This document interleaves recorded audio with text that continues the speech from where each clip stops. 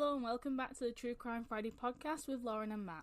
Quick disclaimer, we are not glorifying these criminals, we're simply interested in the psychology of the crimes. We do add a comedic element to the episodes to lighten the mood, but all comedic aspects are aimed at the criminals and not the victims. We do not make any money from this podcast, it is always free with zero ads. Some cases will involve us going into extreme detail, which some people may find upsetting and or disturbing. If that is the case, this may not be the podcast for you.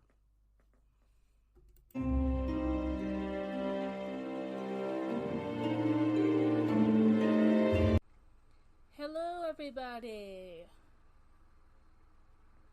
Hello, hang on. You ready? You ready?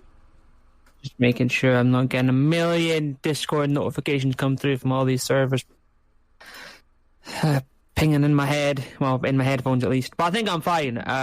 Was very, very heavy rain just like in the past hour. It's calmed down now, but it was like heavy. So I was worried that it might have been picked up on the mic.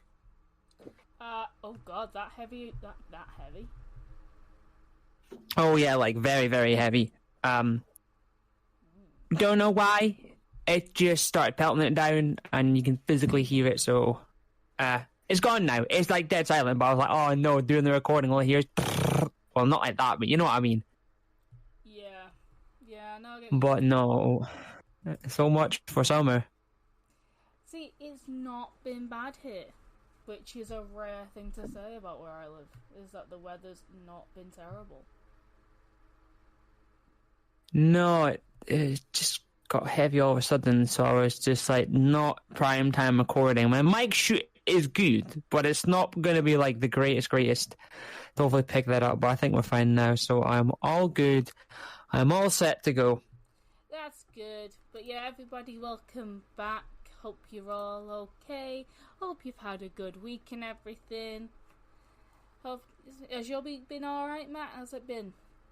How's life? Yeah, I was just going to say hello. I wonder if anyone actually has came from TikTok, because it was fun last time being on TikTok at the same time, although you couldn't see my gorgeous face.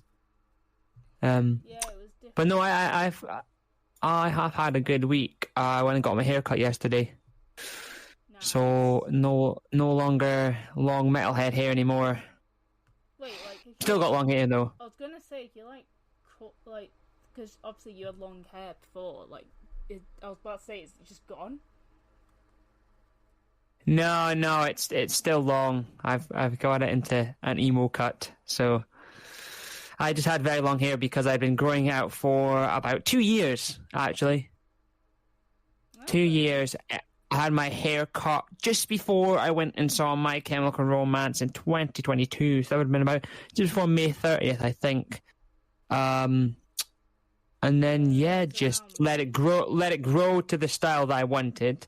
And then after that, it kept growing, and I was like, I'm just too lazy and just couldn't be bothered to get it cut. And it was super long, but now I've changed my haircut back. So it was so weird because I went to a hairdresser I'd never been to before, and I know no one gives a fuck about hair or anything, but I went to a hairdresser I've never been to before. And that's explained to her, and I was like, I don't know numbers or anything, so I just went in there, and I just showed her photos of Jordan Sweeto and Johnny Gilbert and said, if you could get something similar to that. And she's like, I have no idea who they are. I'm like, but the photos help. For the fact I was showing her Johnny Gilbert, being like, oh, you're not going to know who Johnny Gilbert is, but because I don't think she was not an avid viewer of My Digital Escape or that back in the day. No, to be fair, hairdressers prefer, from my knowledge, they prefer it when you go in with reference pictures. Yeah. But I'd never really done that. I have to go in with reference pictures every single time, just to, What are your reference pictures then? It's never, I'm not gonna lie, I don't do celebrity. I used to do, when I was 16, I used to go into the hairdressers with pictures of emo celebrities, but I don't really anymore, because there's no one I actually follow who has hair that I want.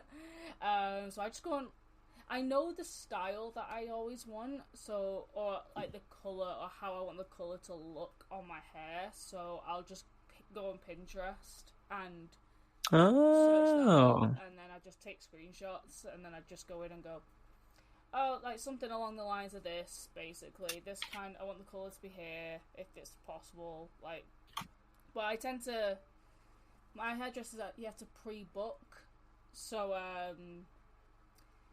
I can never remember like what exactly I need to put like on the system what I want. So I've been there that many times now. I kind of just send them a message on Instagram and be like, if I wanted this, what am I putting down?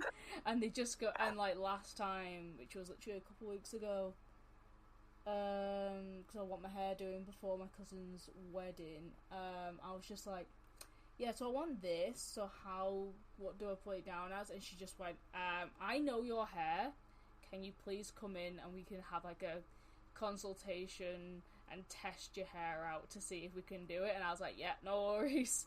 Went in, did that whole thing, and they then did the whole like, okay, so if you want to get to this, we're going to have to go for a few stages, because you've had a lot of colour on your hair, so we're going to have to go through stages, and we're going to have to, it's going to take a long time, you're going to be here for 6 hours. And I was like, yeah, I kind of expected that. That's pretty average, to be fair, to get a whole like bleach and everything else done. Like 6 hours is about right. And they're like, okay, so you can be here for about 6 hours, and it's gonna cost you about 300. And I was like, yeah, I kind of saw that coming as well. Jacob just kind of looked at me like, what? And I was like, no, that's normal. That's the normal price. But all that 6 hours is long. 6 hours is about right. It's because, Well, you're used to getting tattoos, so you're also used to being in. exactly. I'm used to it. I've been to hairdressers quite a lot of times in my life. Like, I'm so used to being sat there for a long period of time. How often do you get it cut? Every few months or so. I get layers, so I don't have to get it done all the time. Yeah, because I've gone for layers now. So. Yeah, you'll be fine. Yeah, so because I've gone for layers, that means that how often do I have to go? Because beforehand I didn't have it layered. You go when the layers get too long. Oh, okay. So, See, I know F all about hair. It's on my head and that's it. It gets too long, or it stops looking in the way you want. Yeah. Then you go get a trim. You go get a cut. It's basically just that. But like with me, it's Yeah, and you just say to them, "Oh, just trim it a bit shorter." basically yes. Like I just want some of the ends split off, and that's basically it. Just say that because Oh, okay. when I go in, it's like, okay, yeah, we've planned this in advance. We've had this planned for a few weeks now. We already know what I'm gonna get done, and I'm sat there. Well, I just went into a walk-in, but obviously if you've got someone that you know quite well at the hairdresser. It's not that I know them, it's just that I've been there enough times, and also you can't just... That's what I meant, like, yeah, they know you in that sense. Also, you can't just go on a walk-in to get your hair bleached. It's not a thing. Well, yeah, I kind of figured that, but for men, you can just do walk-ins because, well... Yeah, unless you're a guy getting your hair bleached, because, like, bleaching and getting your hair dyed takes a big chunk of the day out, and it takes a good while to do, so it's like, that hairdresser needs to have the free time to do that. Like, a haircut can take 10 minutes. Hair bleaching can take a full day. They need to make sure they're free enough to do that. So it's like, it will take 6 hours because it's applying the bleach, it's letting that sit for a good while, and then it's taking the bleach off, and then it's making sure your hair's healthy enough, it's cleansing your hair, then you might have to do another round of bleach, and then it's the whole process again, and then leaving the colour on, and then the cutting of it takes a very long time. That's why I'm glad I have blonde hair, because it's so much easier. Also, hairdressers need to have their lunch, people. They need to eat as well. That's why it takes 6 hours. Yeah, they're quite busy on a schedule. They need to have their time to fucking relax and have a break. Like, let them relax. But, yeah, I'm getting my hair done in literally 2 weeks. Oh, nice. 2 weeks, because it's my cousin's wedding in 3, and I would like to get my hair done the week before. So then it's all ready. Yeah, but no, I got my hair cut, so that's what's happened. So, there we are. That's the exciting thing that happened this week. So that's the only thing I had cut. Well, I did spur of the moment, decided, you know what, after that long, it did need cut. I was like, I'll go get my hair cut now. But I did manage to get research done, and I did manage to do a case. So I had a bunch of free time, and yeah. Nice. That's what I was hoping you'd researched a case. Since it is your week. Yeah, you know, sometimes I will admit I struggle where I'm sitting there and like, you know, I'll research so many cases, but I'm like, none of these feel like I want to cover that. You know, I don't want to just, there's one, do it. You know, I have periods where I tend to, and this was maybe one of the weeks where I was looking through a bunch of them and I thought, I want to do that, but no, I want to do something else until I find something I feel like, yeah, that's good, let's do that, because the man I come across and I'm like, well, there's not really enough there and I don't want to try and drag it out or whatnot, but I found this one and I thought to myself, maybe I'd covered this beforehand, but I hadn't. But then there was a nice part of this, well, no, there's no nice part of it, but there's in the sense of developments in stuff caught my eye in this case, which is the nice part that this case was helped due to advances in technology and stuff, which is always great because it means we can catch these fucking evil fuckers more easier now. But I can't remember the last time I did a case from the UK. So, well, this one's from Wales actually. Have we done any? Well, I have already done someone from Wales before. I know I have. Probably, but it's been a while. I did the guy from John Cooper, the Pembrokeshire murders guy. You know, the guy that appeared on Bullseye, the TV program. Yes. He was from Wales, so I don't think I've done anyone else since then, or you've done anyone. So it's good to get back to the land of the hills and valleys, and we've probably got some Welsh listeners who might remember this one. So we are going to talk about Joseph Kappen. I think that's how you pronounce it, Kappen. My name's not very Welsh, but Joseph Kappen. I don't really care if I'm pronouncing his name right because he's an evil man. But yeah, Joseph Kappen. And disclaimer for this one, I will go through my notes and just check. So yes, one of the main things I have to talk about is rape. They are rape and strangulation. And rape and strangulation is the main one. People dying. I have to talk about an animal dying. So if that... yes. There is mention of forcing or trying to attempt stuff with people underage. So if you don't like any of that, then... or hearing about that.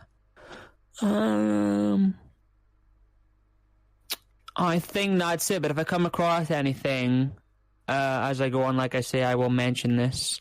And this case was interesting as well, and I probably shouldn't be saying this now, but, well, it doesn't matter, you'd probably say it to them, but there's a lot of other cases that cropped up in part with this, which he could be related to, is this him that's done it, other things? Because you know how we've covered a few people where it's like this person is presumed to maybe have done this killing that we haven't been able to identify someone.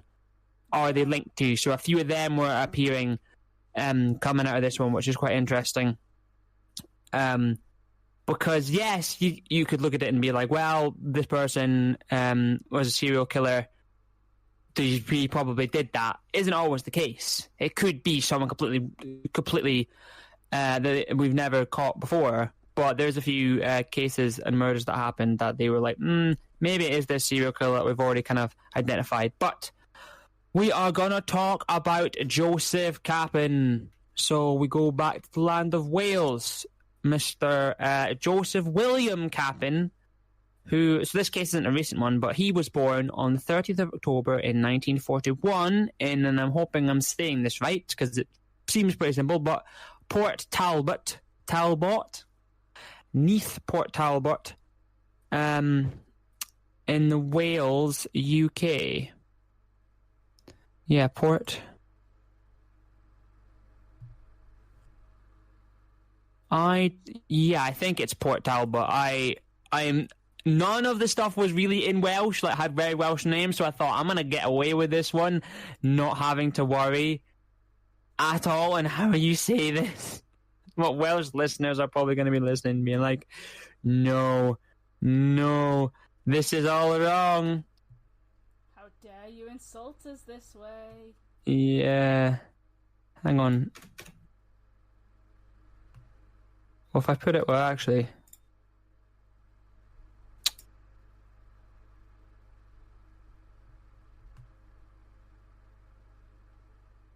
Port Talbot. Wait, I don't... Actually... Can you get Welsh on? Oh, you can. Port Talbot. I won't attempt a Welsh accent, but Port Talbot in Wales. So that's where he's born. I actually didn't look at where he was born. Oh, it's a little town. Situated on the east side of Swansea Bay, approximately 8 miles from Swansea. So it's in the bottom of Wales. I'm having a look because I don't know anyone from here apart from him. So that's not good when it's like, oh, do you know anyone from there? Yeah, serial killer's the only guy I know. Oh, well, actually. Oh, well, Rod Gilbert, but he lives in there, so that doesn't count. But yes, Port Talbot, he isn't alive anymore. I'll just say that now.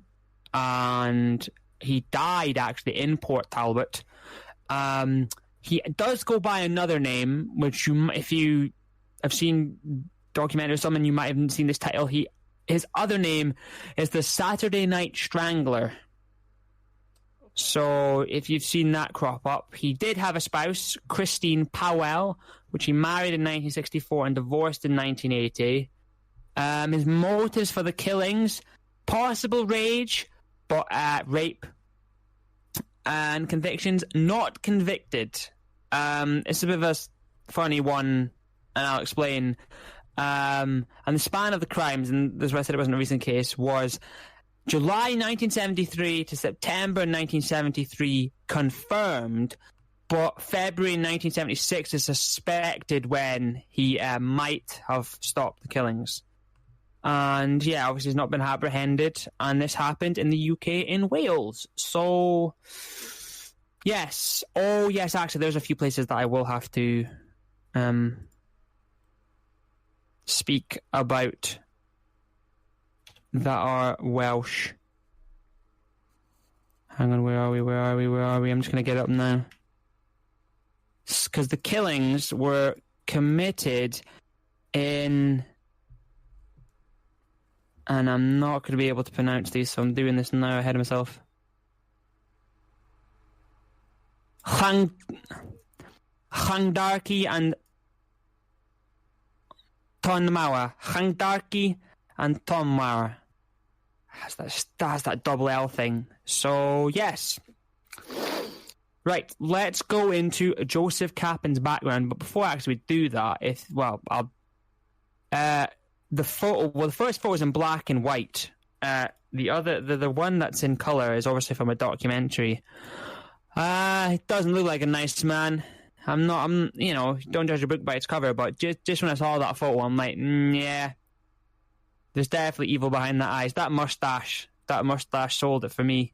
And the hair as well. It looks like a very not kept man, really. And the other photos, when he has like a mullet thing, just... And the thing is, it was that mustache that has the split in the middle. So, like, it's two separate mustaches, which I don't understand. Maybe that's like a fashion trend, but at the time, but I just don't like it. And also what I should mention, and one of the reasons why this case caught my eye, is because... This is what was said. He is suspected, or he is said to be, the first serial killer there has been in Wales. So, whether there was people before that just didn't caught, but yeah, he is the first Welsh serial killer. Okay. With a question mark, because you never know. Sure. But yeah, that's the thing, I don't know much serial killers from Wales, so when this one appeared up, I was like, Wales isn't known for its serial killers, thank God. But he is suspected to be the first Welsh serial killer. So, in terms of his background, he was born in 1941 and he had 6 siblings. His parents' marriage broke up when he was young, and he was raised by his stepfather in Port Talbot. Now, I'm not saying that, just a breakup in a marriage when someone's very young causes it, but we have seen it in quite a lot of cases where parents split when they're young, and maybe that could be a lasting effect. I don't think it's in the case of this one, but make of it what you will. His parents' marriage broke up when he was very young, and he was raised by his stepfather in Port Talbot, which is a heavy industrial town in Wales, dominated by its large steelworks, which is, the Steel Town Murders is another thing, because there was a documentary that was made, and they call it the Steel Town Murders because of him being from Port Talbot, which has its large steelworks there. So Kappen began attracting police attention for petty offences at the age of 12. He went to accumulate over 30 convictions for car theft, petrol theft, burglary, and assault, and spent years in and out of prison. Kappen alternatively worked as a lorry or bus driver and then as a bouncer. He never stayed in employment for long and was described as a loner. In 1962, Kappen met his first wife, 17-year-old Christine Powell, and they married in February 1964. How old would he have been then? 1941 to 62. 1962. I'm terrible at maths. So he would have been 21, and she was 17 at the time. And then he waited. Oh, well, they were dating then, so that's still a bit sketchy. He's 21 and she's 17. Yeah, I think a lot of people know my views on stuff like that. Like, no, you're 21. You do not need to be getting with a 17-year-old. Simple as. Yeah, I just did the maths there, because in my head, when I researched this case, I was like, oh, okay, I was just typing the notes. But now I was just thinking, hang on, the mathing there means that he, February 1964, he was born in October. So, yeah. Dodgy. And they married in February 1964. 10 days after their nuptials? What's that? I don't know what that is. It means getting married. It means like your wedding. Oh, Nuptials, why not just say wedding? Because it's like the original way of saying it. Like when people say, "Oh, congratulations on their upcoming nuptials," it means that upcoming marriage, upcoming wedding. Bro, if someone said that to me, I'd be like, "What the fuck are you on about? I did not know that was a thing." Yeah, it's been a thing for a very long time. It's a very old thing, to be fair. Well, 10 days after their nuptials, Kappen was sent to prison for burglary. Well done. Christine then gave birth to a daughter and then to a son, Paul, after she was raped by Kappen after his release from prison. Christine later testified that Kappen was physically abusive towards her and would rape her every 2 weeks. At one point, he fatally strangled a family dog in front of his son while walking it on a nearby beach because it was, quote, too old. Kappen was known to regularly pursue local teenage girls during the marriage, with his job as a bouncer giving him an opportunity to interact with them. So he's basically using his job power for evil. I mean, come on, your job as a bouncer is to protect people, not be fucking getting with teenage girls, and during a marriage. Man, you know what? They didn't say it back then, but when they said it now, these hoes ain't loyal. This man ain't fucking loyal. He's being a dodgy nonce. While working as a bus driver, he was known to use his rest breaks to approach teenage girls on the village green at Llandarki. In 1964, Kappen attempted to force himself on a 15-year-old schoolgirl in his Sansfield housing estate, but she escaped. In February 1973, a man resembling Kappen picked up two female hitchhikers and drove them to a nearby isolated road before attempting to rape both of them, but they managed to escape. The victims did not report the incident as one thought she would get in trouble with her father. Now, I don't know why she had that mindset, because you would not get in trouble. I mean, you know. We don't know her situation. Well, that's true, but like if stuff happens, we don't know like what her dad will be like. Her dad might be very with that kind of time period where he just blames her and she gets in a load of shit for it. Yeah, but I was mean, it's all right. You're supposed to speak up about things, but I'd hate it if she did get in trouble for speaking up. The fact that this happened to her. I think during that time during that time with that kind of stuff, it's really shit. But during that time with that kind of stuff, it was very put up and shut up with women. So it's like, deal with it and shut the fuck up. Put up or shut up? Yeah. I don't remember Alex Gaskarth being around then. That's basically how that's probably the reason why she didn't say anything. Yeah. I can't believe I made that joke. What a god, AP. But yeah, this guy's just a nonce, and he's trying to force himself. And then that the image as well, the mustache, that hair, it looks like a nonce of that time. Like fucking, what a fucking creep. Absolute fucking creep. But no, we are now going to talk about the 1973 murders that he did. Obviously, I said earlier that it's suspected that he did murders up to 1976, but we know that there was ones that happened in 1973. So, on Saturday, the 14th of July, 1973, Sandra Newton, age 16, so young, he goes for young people, because that's the fucking sicko he is, went missing after a night out in Britain Ferry. 3 days later, her body was found raped and strangled in a rural location some miles away. Newton had been abducted after trying to hitchhike home after visiting a nightclub that night. Now, when I read this, I was like, hitchhiking is such a fucking bastard of a thing in the US for folk to just hitchhike and die. But it's clearly evidently evil thing over here as well. I mean, I would personally never hitchhike.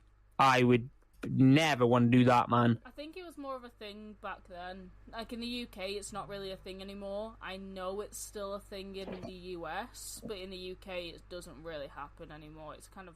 I understand, because in the US, you've got so much nothingness land that you have to get a ride to somewhere, because you could be 2 hours away from the nearest town that's 3 houses.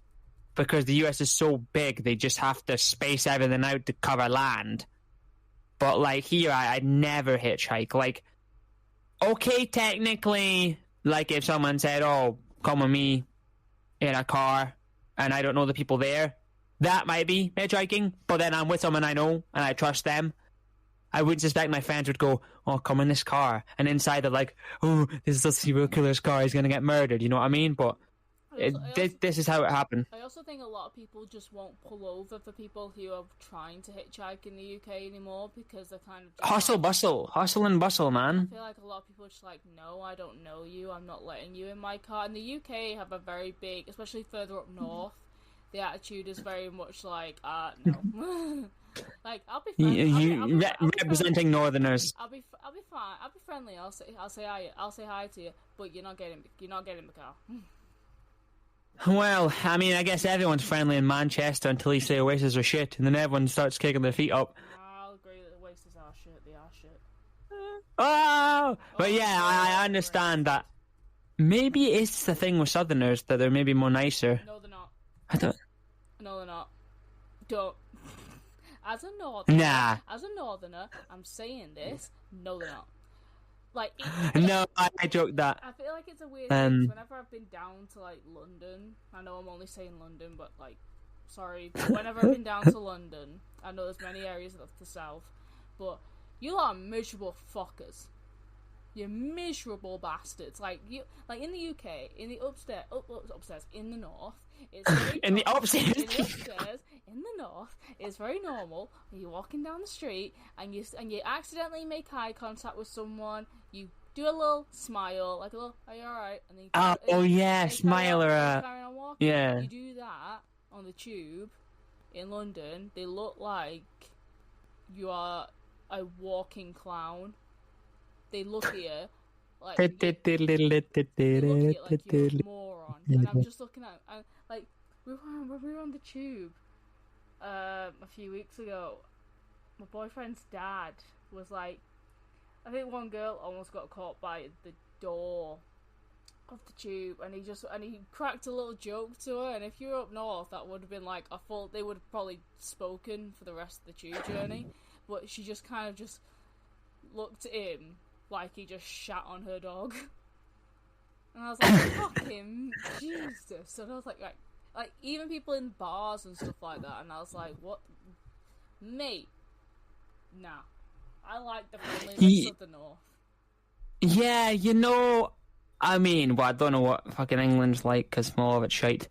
But, like, up in Scotland, everyone in Scotland is very friendly. But I can say as a northerner, as a proud person from the northeast of Scotland, from Aberdeenshire, everyone is very nice, because I don't think I go a day without some random person just speaking to me, being like, aye, if it's like a day, oh, you've got a fair job, you have a day, haven't you now? Etc. etc. I don't know who that person is, but people just comment and say something and try and have some conversation, and everyone is nice. And the smiling thing happens too. Especially if you're on public transport. Not really as much on the tram, but if you're on a bus, you'll probably end up chatting with some old lady for like a good period of time. Like all the rest of your journey. Yeah. Like that always happens. On the tram, maybe it depends. Maybe sometimes on the train you might just chat to someone. It's just a bit friendlier or something. Like it's way like a nicer atmosphere. I like the friendliness. As soon as we got back home, I was like, oh, this is nice. Yeah, but I still wouldn't, even though how friendly it is, hitchhike. No. I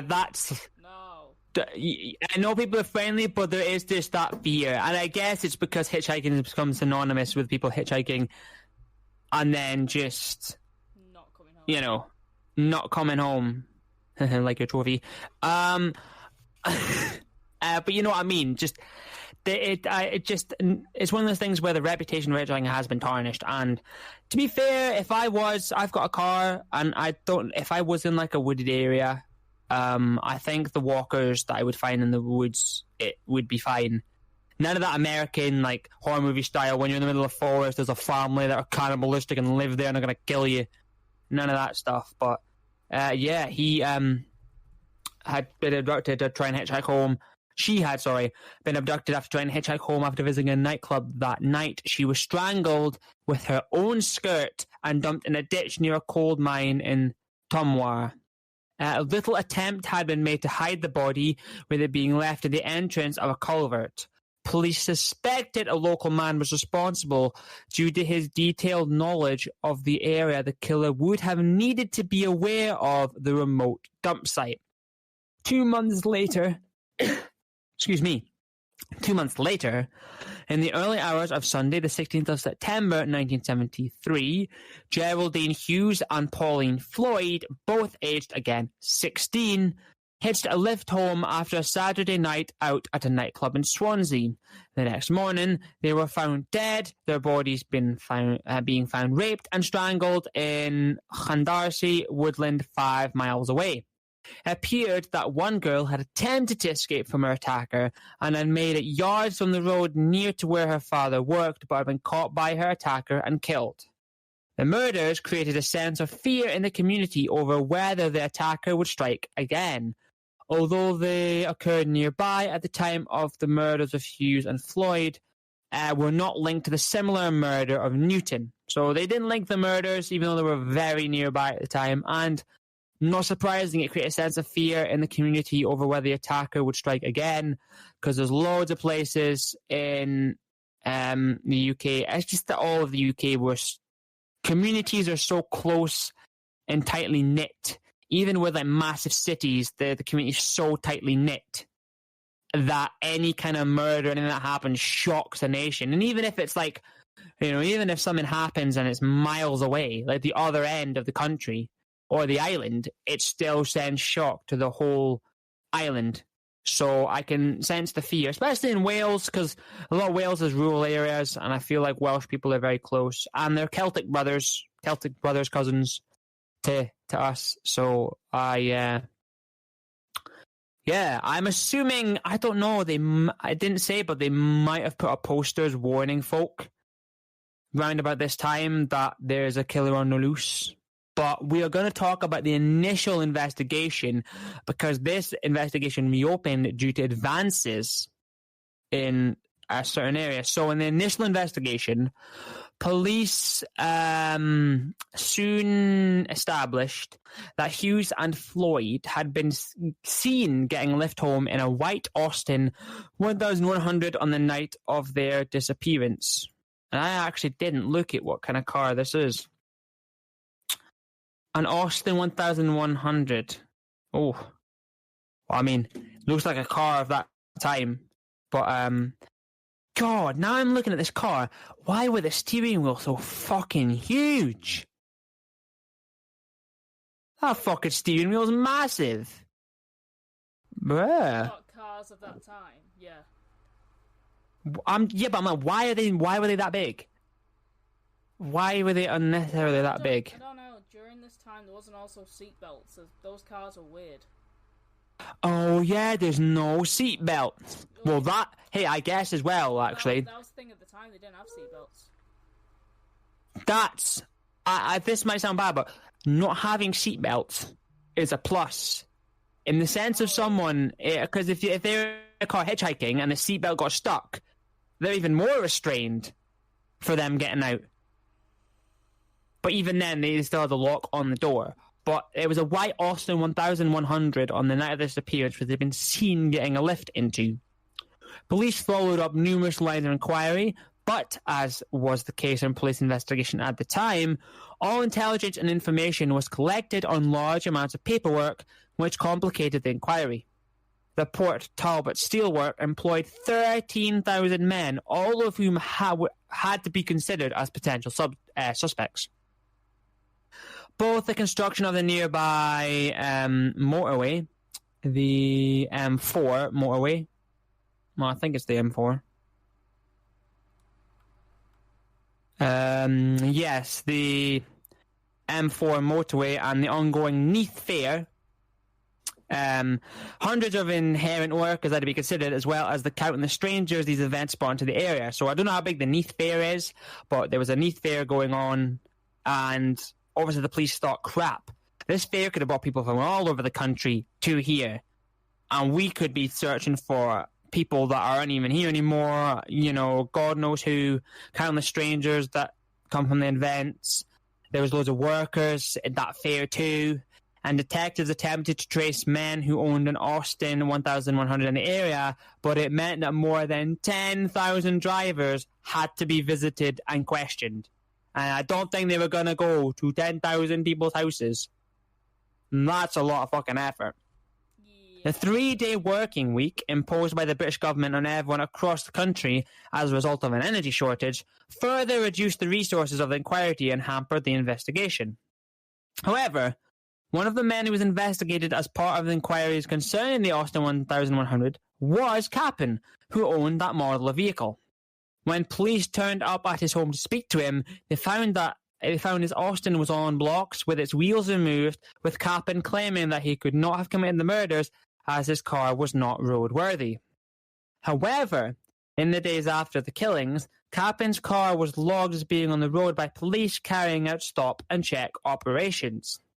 This would have disproved the claim, but without a computerized system for cross-referencing, this fact was not noticed by detectives at the time. Kappen also claimed to have been at Neath Fair on the night of the murders, and his wife, Christine Powell, gave him a false alibi, which she later said was common for her to do when police pursued further as a suspect at the time. In mid-1974, the investigation was scaled down. Now, I understand in relationships, you do anything for your partner, but giving him a false alibi, which is a common thing she did to when police pursued him further, the suspect, you're just as bad. Yeah, as much as I love Jacob, if he was to do something like this and the police were asking me where he was, I'd just tell them exactly, like, what I know. I wouldn't lie. It's like, no. Because you're getting more shit. Well, yeah, you're getting shit yourself. No, you're gonna look like a fucking right piece of shit, because the truth will come out, and they will find out that you were lying. And why would you want, as much as you may want to be with someone, why would you want to lie about something like that when you can easily get them caught and stop the horrific shit from happening?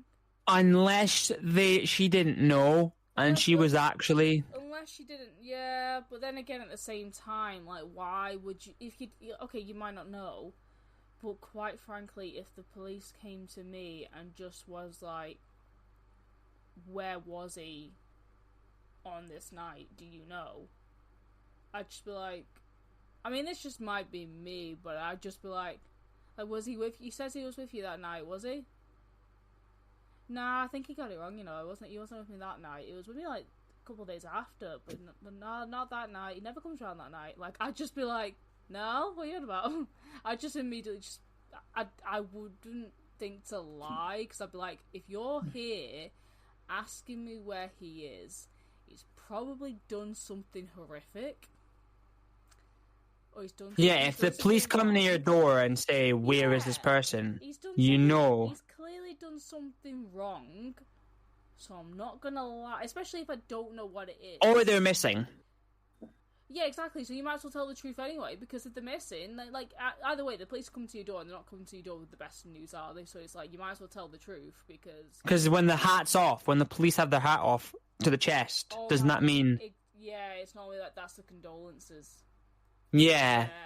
Because they know and they have to... Yeah, exactly. So it's like, you might as well just tell the truth. Don't lie for your partner. I don't fucking care about, loyalty and all this kind of shit. It's like, no, because this man was literally preying on young women. I feel like you should tell the truth in this situation. Yeah, but the thing as well with this, and the fact that he's like... took the wheels off the car and propped it up to be like, oh, well, I couldn't have been on because I ain't got no wheels on my car. But then it's just like, no, my car's not roadworthy because my wheels were removed. Like, I could just go remove the wheels of my car now and then say, oh, my car's not roadworthy. Yeah, because I just fucking took the wheels off. Or it couldn't have been me. The car's got no wheels on it. Yeah, we just fucking take it, you know what I mean? Yeah, exactly. It's very easy to remove the wheel from your car. Like, if you decide to absolutely butcher the engine... Sure.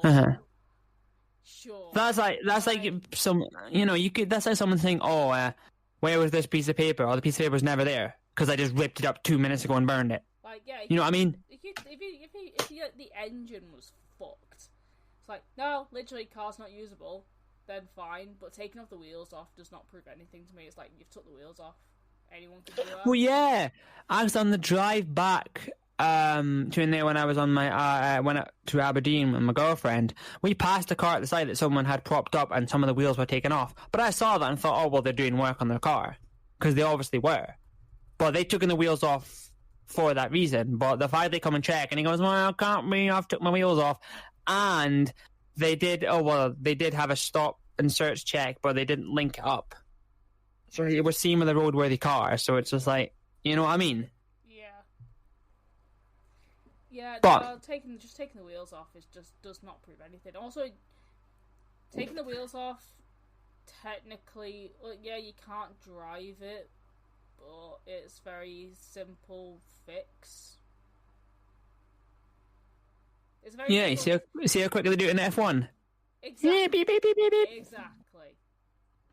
So, Guido. Beep, beep, beep, beep. Exactly. Did you not watch Cars? I was going to say, if I can get Guido in the F1. Guido, man. And then the fucking mustache falls off the other one. And then it's where he just goes, pit stop. Pit stop. Pit stop? Yeah.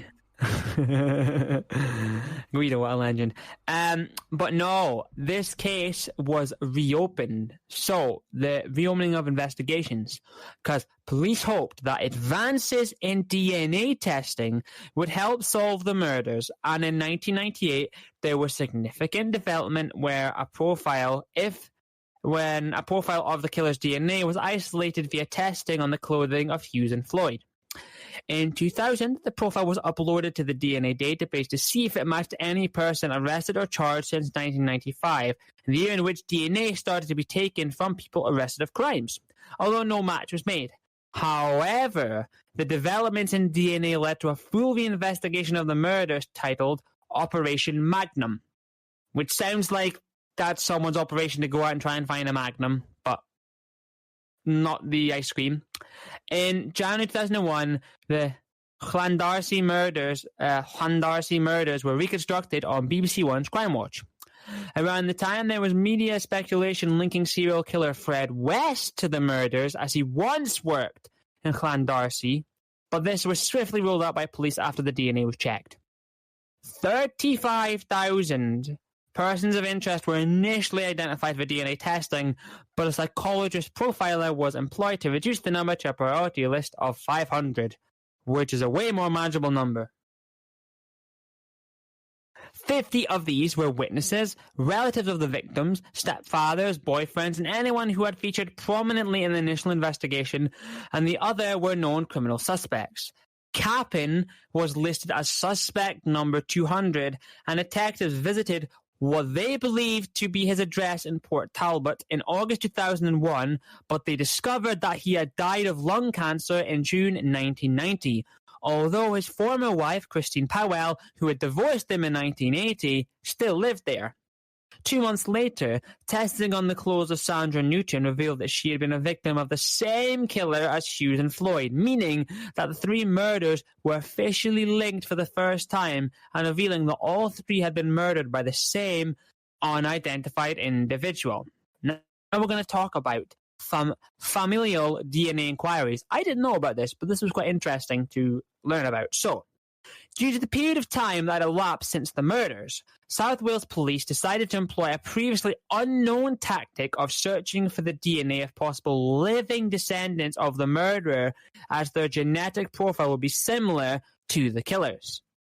50% of an individual's DNA is inherited from each parent, so investigators believed they could discover who the killer was by making a partial match between the killer's profile and that of any children they may have had. But that's interesting. 50% of an individual's DNA is inherited from each parent. So you get 50-50 of your mum and your dad.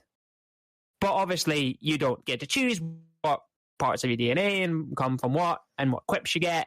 But I thought it was interesting when, like, family members go, oh, you're so this, or you do this, or you're so like that. And then you're like, well, I've got it from you, or I got it from my dad. You know what I mean?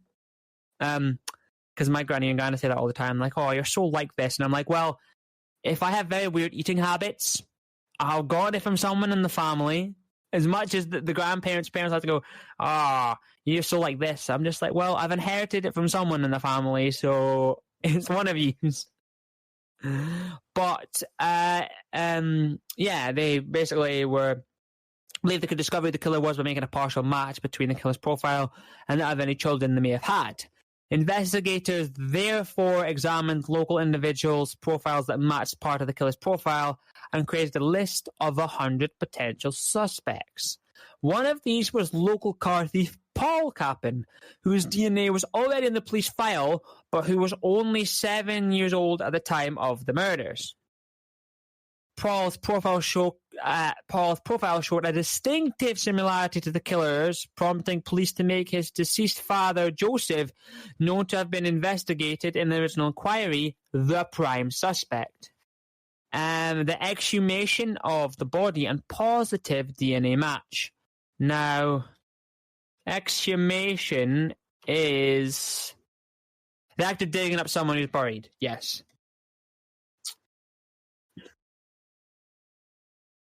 Yes, so I thought I would mention that in case people didn't know. It's technically people who grave rob, exhuming a body. because that's doing it illegally. Oh, but if it's done legally, it's exhuming. Yes. Yeah, okay. It's normally like in connection to an investigation. That's why they call it that. Yeah. But the exhumation of the body and a positive DNA match. So, the findings of the DNA testing led detectives to apply to Home Secretary David Blunkett to exhume Kappen's body in order to confirm through DNA that he was the murderer, which was granted. Imagine if they said no. Blunkett was just like, fuck it. Nah, you're not getting that body exhumed. That would have been a turn in the case. So in 2002, the body was exhumed from Gyotrier Cemetery on the outskirts of Port Talbot, with it being said by witnesses that a thunderstorm suddenly passed over as the exhumation began and that a large thunderclap was heard when the ground was dug up, suggesting to them that they had unearthed evil, which they had. That's like the stuff you see in cartoons where like thunderstorms happen when someone meant something evil or whatnot. So yeah, that happened. And Kappen's family consistently denied that he could have been responsible for the murders and claimed he was innocent despite the evidence.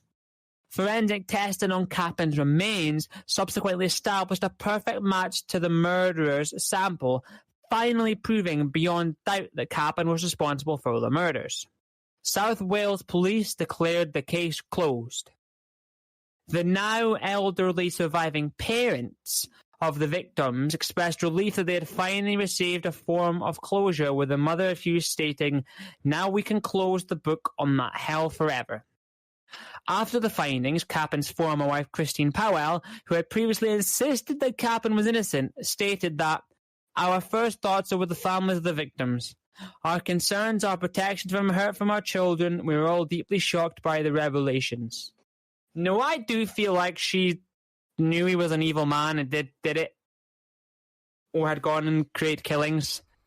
But it is very sad on the few times where someone didn't know it was their husband or wife that did the killings and they are genuinely sorry. But then people are always just like, well, if they actually didn't know the horrific act their partner was committing, then people are like, well, how the fuck did you not know? Surely if you're in a relationship, you should know everything. You should be knowing exactly what's going on. But even then, with like best friends or like family members, sometimes they do stuff and I didn't even know. You can sometimes never truly know what someone's doing, even in a relationship, where no matter how close you might be. But I feel like she might have known with the fake alibi thing, and she knew he had some criminal past, so for that to come out, I don't think she would have been like, oh my god, I had no idea, when she knows fine well that her late husband. Yeah, I don't think she was shocked. I think she was just more like, I think she was just more pissed off. Most likely just being like, for fuck's sake. Well, the family were denying it. I fucking lied for you, dickhead. And that is what you were fucking that is probably exactly what she was like. She was like, for fuck's sake. But the thing is just like the whole thing of the family were just denying it was him, despite evidence. They're like, here's the evidence. No, he's innocent. And they're like, look, we're literally giving you evidence to be like, yeah, we've tested his remains, subsequently established a perfect match to the murderer's sample, finally proving that he was responsible. And they were like, no. Like, come on. Slapped right in the face. So there's a historical significance of this case because the Kappen investigation was the first in the world to use familial DNA tracing in order to posthumously identify a serial killer and to solve a previously unsolved murder with familial DNA. Kappen, as I said, is also considered the first documented serial killer in Welsh history. The outcome of the case created hopes of solving other unsolved historical murders through DNA testing, and South Wales Police subsequently embarked on DNA screening in order to solve the murder of Lynette White, which was subsequently solved in 2003 when Jeffrey Gafua was convicted of the killing. In 2004, another similar attempt to identify a serial killer through familial DNA was made by Strathclyde Police in the Bible John case when they announced their intention to test a number of men after the discovery of a DNA sample at a minor crime scene in 2002. This sample showed an 80% match to the profile they had of the killer, which implied that the offender was a relative of Bible John, which we've covered. We have to. So if you want to, one of the most notorious Scottish cases. Yeah, and if you want to listen to the case on it's in the same episode, isn't it? Did we do Bible John and Peter Tobin in the same episode?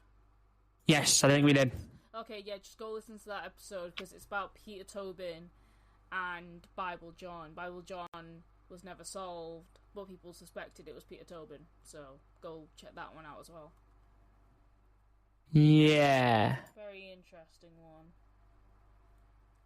I still think he's Bible John, you know. I still think it. Yeah. Yeah, I think he still is. But will we ever get any more closure to that? Nope. He's not saying shit. No, my man. Evil. I was about to say, I wouldn't say my man in that context. No, well, I mean, like, this man, I should say. Yeah. Oh, I said it because he's fucking Scottish. That's why I was sitting, my mind was like, oh yeah, because he's Scottish. But no, he's fucking evil and he won't be saying shit. So, closure, very unlikely. But, as I mentioned earlier, there's other suspected crimes that Joseph Kappen might have done. There's a murder of Maureen Mulcahy. It is not known if Kappen ever killed again after 1973, but he remains a suspect in the unsolved murder of Maureen Mulcahy. I think that's how you say it. I'm just going to check because I don't want... Mulcahy, yeah, that's right. He's suspected in the unsolved murder of Maureen Mulcahy, aged 23, in February 1976, which is why I said that he might have, the killings might have stopped in 1976 instead of 1973. Mulcahy was similarly strangled after a Saturday night out, being found dead the following morning on wasteland very close to the Sanesfield estate where Saturday Night Strangler Kappen was living at the time. Witness testimony points to Kappen having abducted her in a manner similar to the 1973 murders. As soon as Kappen had been identified in the 1973 cases, detectives announced their intention to speak to Mulcahy's family, and in Mulcahy's case, there was no available DNA evidence in 2002 to examine or potentially link to Kappen, and thus police were unable to provide or to prove or disprove his involvement.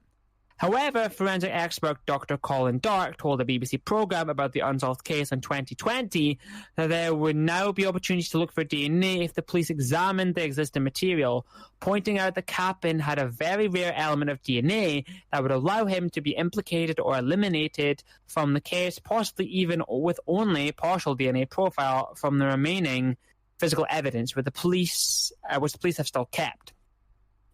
He also observed that police still had tapings from Mulcahy's body and clothing at the time taken to search for fibres, and these could now be examined for DNA if the police chose to.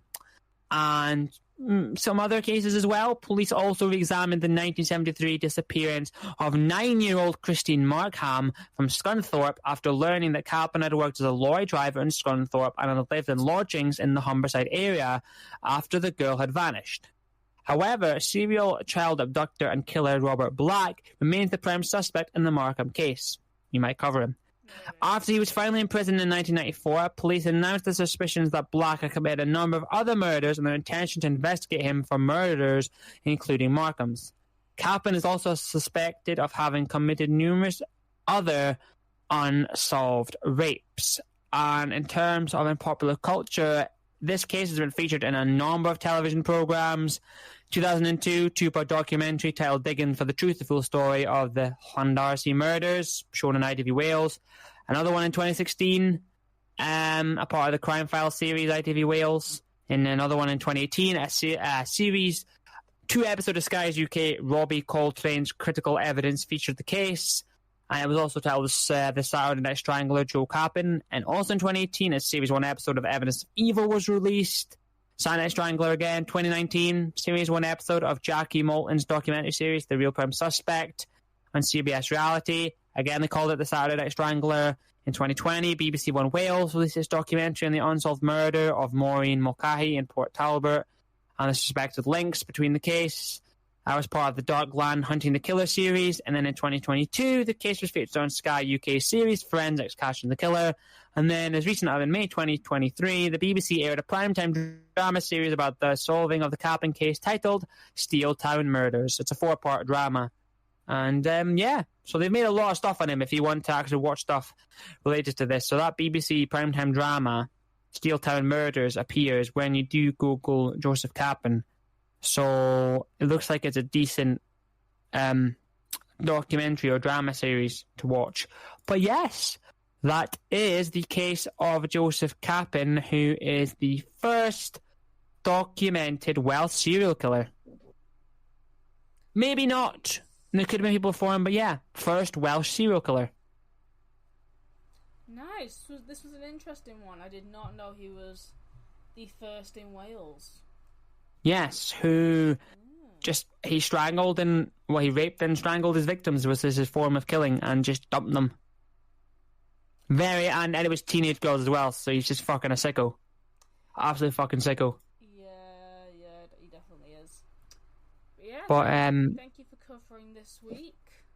I don't know if this is one of these cases where more evidence could come in, I guess, but it was very interesting on the whole DNA thing, the familial DNA, and how as time goes by, even though he was dead, they still had advances in technology and stuff where we can use DNA and stuff, which gave the possible match. So the advances that we have in the way the police deal with crimes and stuff now is better than it's ever been, and it's a blessing in the sky because we're able to catch people who otherwise would never been caught. And this was definitely one of them. I think he might have still been found out, but it was extremely helpful with the familial DNA and the DNA match. Yeah, definitely. I like that they carried on investigating. Like, it sucks that he obviously died, and he's not been convicted. Yeah. Well, yeah, there was no justice, but the fact that he's dead is something at least. But he never saw he never had justice actually. Because he died from lung cancer in June 1990. Yeah, so. But they reopened it though, and that's good when they reopened it. Yeah, I hope he suffered. I hope it. I've never said this. I've never said this about anyone. I'll probably only ever say it about people like him. But I hope his cancer was painful, and I hope it hurt. And I knew that was coming. And I hope he was exhausted. And I hope he was losing it. And I'm hoping that it was the worst end to his life that anyone could ever have. I hope he had all the pain at the end. And I really, really, really, really, really am so happy that a doctor told him that it's fatal and that you're going to live a very short amount of time before you're dead. I'm very happy that a doctor actually probably said that to him. I hope that doctor is thriving. I hope that doctor is had a very nice life if they are not here with us anymore, or if they still are. I'm hoping that they are thriving because they got to tell this piece of shit that it's terminal. I mean, DNA testing fucked him. Evil man. But yeah, the first documented Welsh serial killer, and another Welsh serial killer to put under your belt of known Welsh serial killers, along with the Pembrokeshire murders, John Cooper, and probably there'll be more Welsh serial killers that I cover in the future. Because Wales is a tiny country. It's not big. Well, compared to other countries, it is. But you know what I mean. It's not got a lot of people in there compared to the other countries in the UK. It is nice, but it birthed Joseph Kappen. Apart from having Joseph Kappen, it is a nice area. Well, Wales is. Have you been? Yeah, of course I have. Oh, I didn't know you'd been. It's not a long. It's like a 2-hour drive from Manchester, like some parts of it.